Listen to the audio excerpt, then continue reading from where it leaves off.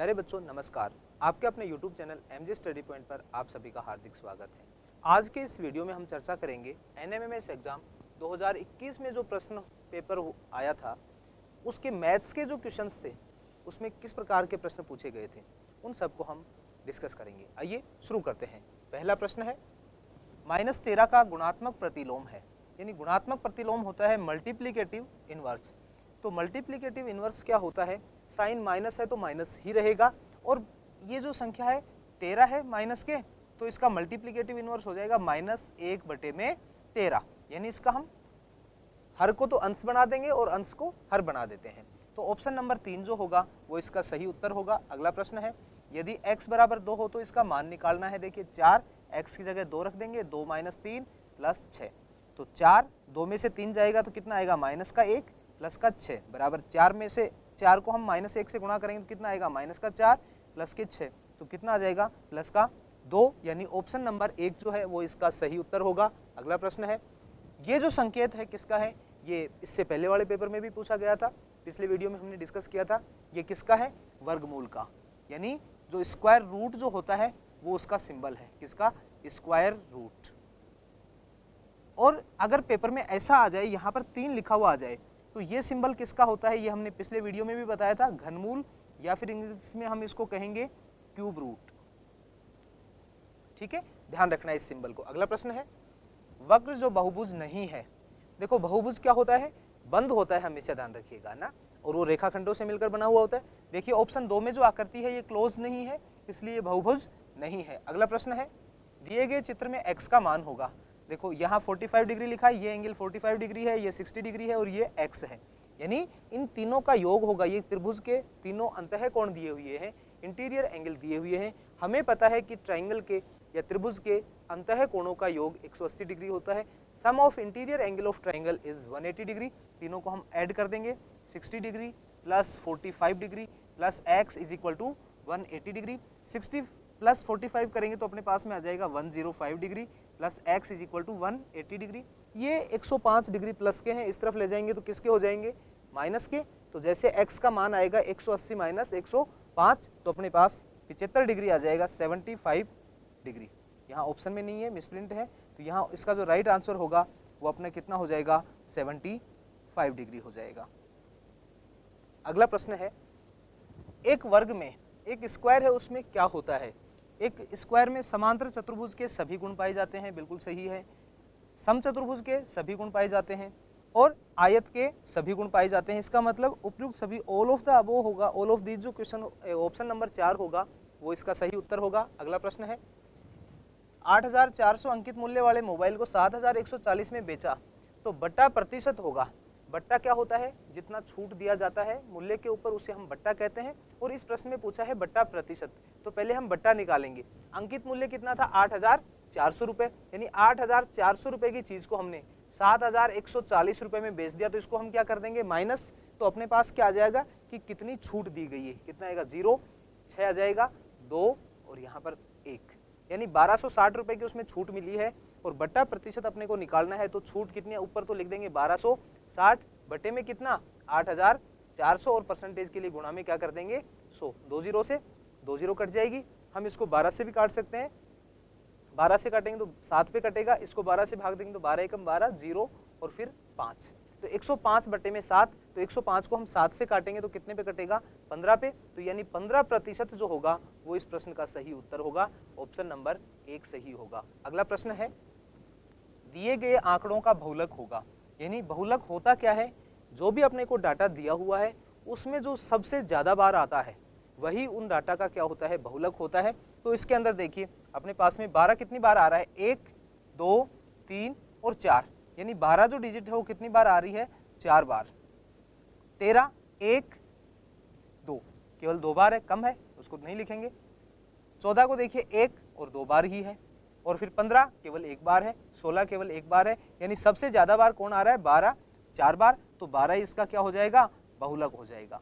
अगला प्रश्न है 4p एवं -8p का गुणनफल है, यानी इन दोनों का प्रोडक्ट जो होगा वो कितना आएगा। देखो हम क्या करते हैं, ये प्लस का 4 है और ये माइनस का 8 है, पहले दोनों डिजिट को मल्टीप्लाई करेंगे, प्लस के 4 को जब माइनस से मल्टीप्लाई करेंगे प्लस वाली संख्या तो क्या आएगा, साइन माइनस का, और 4 को 8 से करेंगे तो 32, यानी माइनस के 32 आएंगे। अब यहाँ से आप देख सकते हो कि -32 कौन से ऑप्शन में है, ये भी सही नहीं होगा, ये भी नहीं होगा और ये भी नहीं होगा। इसका मतलब केवल आगे गुणा ही नहीं करना, यही अपना सही उत्तर होगा। चेक कर सकते हैं, यहाँ क्या है p और ये p को p से गुणा करेंगे तो क्या आ जाएगा p²। तो ऑप्शन 2 जो होगा वो इसका सही उत्तर होगा। अगला प्रश्न है, किसी त्रिभुज का क्षेत्रफल 52 स्क्वायर सेंटीमीटर है, उसका आधार 13 सेंटीमीटर है, तो उसकी ऊंचाई होगी। हमें पता है किसी भी त्रिभुज का जो एरिया होता है ट्रायंगल का 1/2 बेस इंटू हाइट, यानी आधार इंटू ऊंचाई, और वो एरिया कितना दिया हुआ है बराबर में 52। तो यहाँ से 1/2 बेस यानी आधार कितना दिया हुआ है 13, और ऊंचाई अपने को निकालनी है, ये आ जाएगा 52। 2 भाग में है तो कहाँ हो जाएगा गुणा में, और 13 गुणा में है तो कहाँ चला जाएगा भाग में। तो यहाँ से जो h आएगा वो कितना आ जाएगा 52 गुणा में 2, और ये 13 गुणा में है कहाँ चला जाएगा भाग में। 13 से 52 कटेगा कितने पे 4 पे, यानी h का मान कितना आ जाएगा 4 गुणा 2 बराबर 8 सेंटीमीटर जो है ऑप्शन नंबर 4 इसका सही उत्तर होगा। अगला प्रश्न है, 150 वर्ग सेंटीमीटर क्षेत्रफल वाले घन की भुजा की लंबाई होगी, यानी कोई घन है उसका क्षेत्रफल अपने को दिया हुआ है और उसकी भुजा की लंबाई पूछी है, यानी घन का क्षेत्रफल जो होता है वो कितना होता है 6 इंटू भुजा का स्क्वायर, यानी साइड का स्क्वायर, और ये अपने को दिया हुआ है 150। ये 6 गुणा में है, दूसरी तरफ ले जाएंगे तो कहाँ चला जाएगा भाग में, तो यानी भुजा का जो स्क्वायर होगा वो कितना आ जाएगा 150 बटे में 6। 150 को जब हम 6 से काटेंगे तो कितने पे कटेगा, देखिए 6 दूनी 12, 3 रह जाएंगे, 3 0 30 हो गए 5 पे, यानी भुजा का जो स्क्वायर है अपने पास वो कितना आ रहा है 25। तो भुजा कितनी आ जाएगी 5 सेंटीमीटर। तो ऑप्शन नंबर जो सेकंड जो होगा वो इसका सही उत्तर होगा। अगला प्रश्न है, यदि ये जो अपने को रेशियो दिया हुआ है इक्वल है तो हम इसको लिख सकते हैं 24 बटे में x बराबर है 12 बटे में 18। यहाँ से हम इसको क्रॉस मल्टीप्लाई करेंगे, 12 को किससे गुणा करेंगे x से, तो 12x बराबर 18 गुणा 24। ये 12x के साथ गुणा में है और दूसरी तरफ ले जाएंगे तो कहाँ चला जाएगा भाग में। 12 एकम 12, 12 दूनी 24, 12 से कट गया। 18 को जब हम 2 से गुणा करेंगे तो कितना आ जाएगा, x का मान जो होगा वो कितना आ जाएगा 36। ऑप्शन 1 इसका सही उत्तर होगा। अगला प्रश्न है, 10pq 20qr एंड 30rp, इन तीनों के अंदर जो सार्वगुणनखंड है यानी सभी में जो कॉमन है वो निकालना है कॉमन फैक्टर। देखो 10 इसमें भी है, 10p में भी, 20qr में भी 10 कॉमन आ जाएगा और 30rp में भी 10, यानी 10 तो तीनों में कॉमन है। देखिए अब p इसमें है लेकिन इसमें नहीं है तो p नहीं आएगा, फिर q इसमें है भी है लेकिन इसमें नहीं है तो q भी नहीं आएगा, फिर r इन दोनों में है फर्स्ट वाले में नहीं है, p q r तीनों में कहीं भी नहीं है, ना तो p है ना q है ना r है, इसलिए तीनों का सार्वगुणनखंड ना तो p हो सकता है ना q ना r।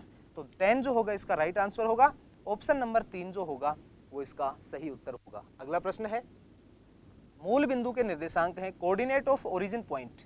हमें पता है कि कोऑर्डिनेट ज्योमेट्री के अंदर जहां x एक्सिस और y एक्सिस, ये तो x एक्सिस होता है अपना और ये होता है y एक्सिस, दोनों एक दूसरे को जो काटते हैं इंटरसेक्ट करते हैं वो कहाँ करते हैं ओरिजिन पे, और इस ओरिजिन के जो कोऑर्डिनेट्स होते हैं वो क्या होते हैं 0,0। तो ऑप्शन नंबर जो 4 होगा वो इस प्रश्न का सही उत्तर होगा। अगला प्रश्न है, 5 की पावर 3 बटे में 5 की पावर 3 का मान है।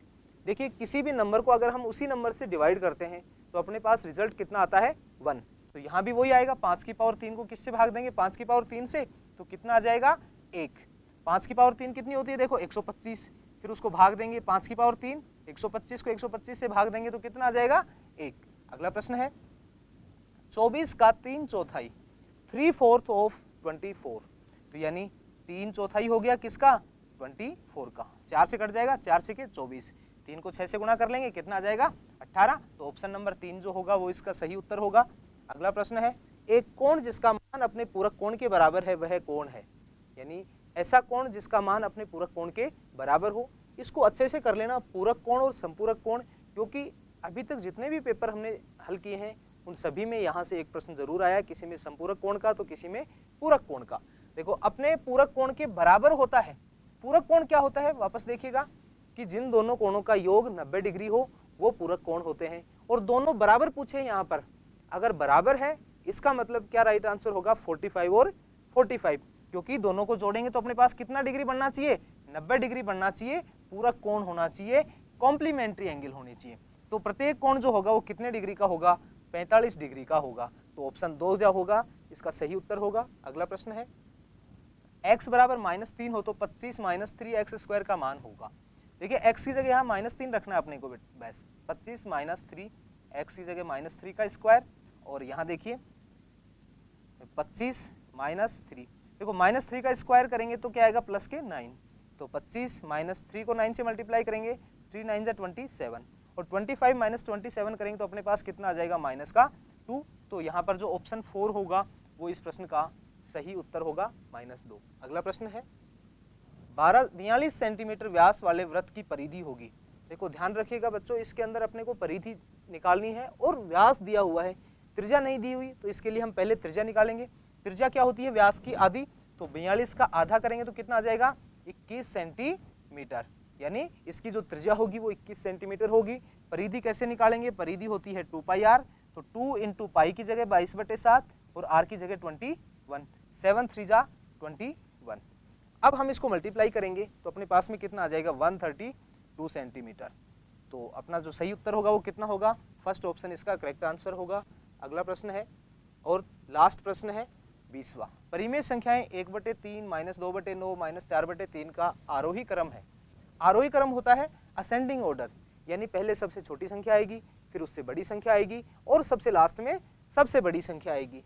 यहाँ आप देख ये -2/9 है और -4/3 है, यानी दो संख्याएं माइनस की हैं और एक संख्या प्लस की है। तो यहाँ से अपने को एक आइडिया हो जाना चाहिए कि जो प्लस वाली संख्या होती है वो सबसे बड़ी होती है। यहाँ ऑप्शन से इस प्रश्न को हल कर सकते हैं, तो जो ये प्लस वाली संख्या है ये सबसे लास्ट में आएगी। देखो कौन से ऑप्शन में 1/3 सबसे लास्ट में है, ये रहा, तो ऑप्शन 3 क्या हो जाएगा राइट आंसर, क्योंकि किसी भी प्रश्न में किसी भी ऑप्शन में 1/3 लास्ट में नहीं दिया हुआ है।